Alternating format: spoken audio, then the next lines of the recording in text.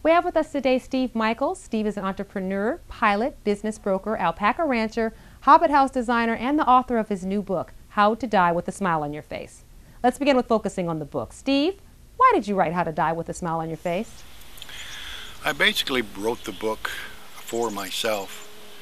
I wanted to learn how to die with a smile on my face, and through all the research I found that in order to die with a smile on your face, you first need to learn how to live with a smile on your face. So overall, I just wanted to be happy. So through the research, the writing, all the experiences, the book is 278 pages, packed full of material. 80% of it is about living and life, and 20% is about preparing for death. It basically is a framework using the laws of life as a backdrop to learn about all that there is and to be happy. Okay, and I understand you have recorded a CD entitled The Top 10 Secrets for How to Die with a Smile on Your Face. Tell me about that. The CD is 2 hours and 2 discs, and it's the top 10 secrets of how to die with a smile on your face. What I basically did was I went into a meditation and I asked myself, what are the 10 things that I felt were most important if I was laying on my deathbed? And this is what I came up with.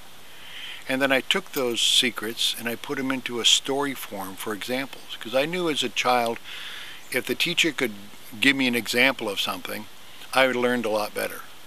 And I think this is like an introduction to my material. It comes in story form. It's easy to listen to, so you can listen to it on the way to work. And it's a basic introduction to metaphysics, the study of thought, and to my material. Okay, now what was your inspiration for writing the life assessment program?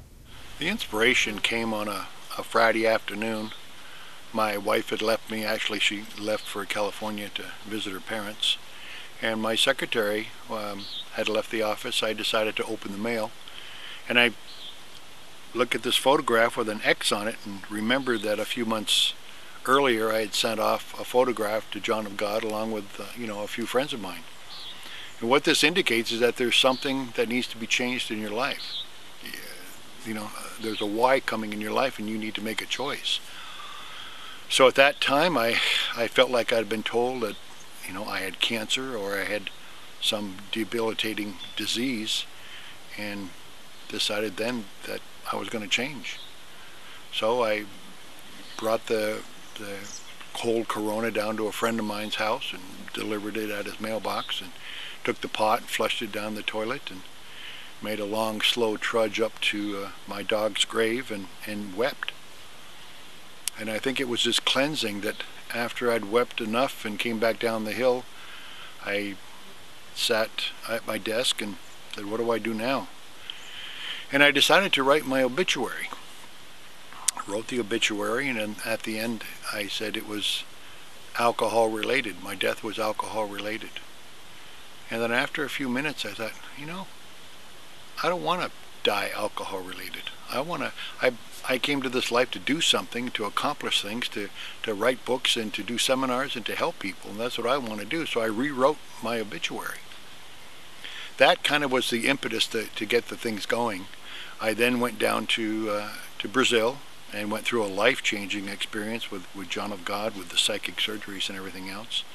And then when I returned, I started to do more work on the seminar.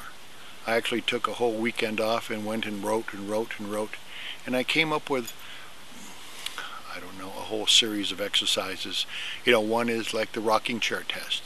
You're 99 years old and you're sitting on your front porch and you're rocking back and forth and you say to yourself, what is it in life that I haven't done? And you go back and you look and you make the changes. Another important question that I have in the seminar is, you have 3 months to live. What do? You forgive people, you give away your stuff, you write letters to your loved ones, you get your affairs in order. You do all this stuff to prepare so that at the end of the seminar I come and tap you on the shoulder and say, okay, Steve, you're not going to die in 90 days or 30 days. You're going to live another 20 or 30 years.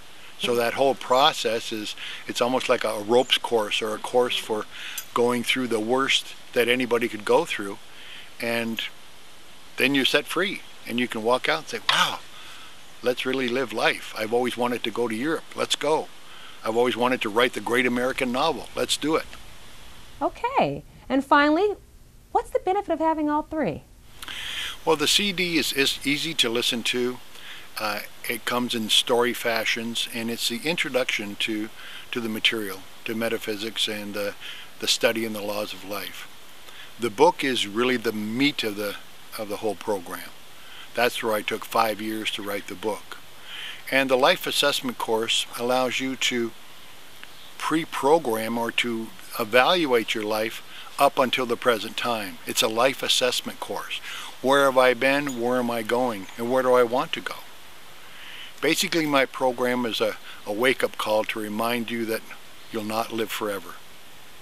And to have fun. Whether it's a crazy hobbit house, alpacas, or flying with your best friend. Well, if you would like more information about Steve Michaels and his book, CD, Life Assessment Trilogy, log on to www.howtodiewithasmileonyourface.com.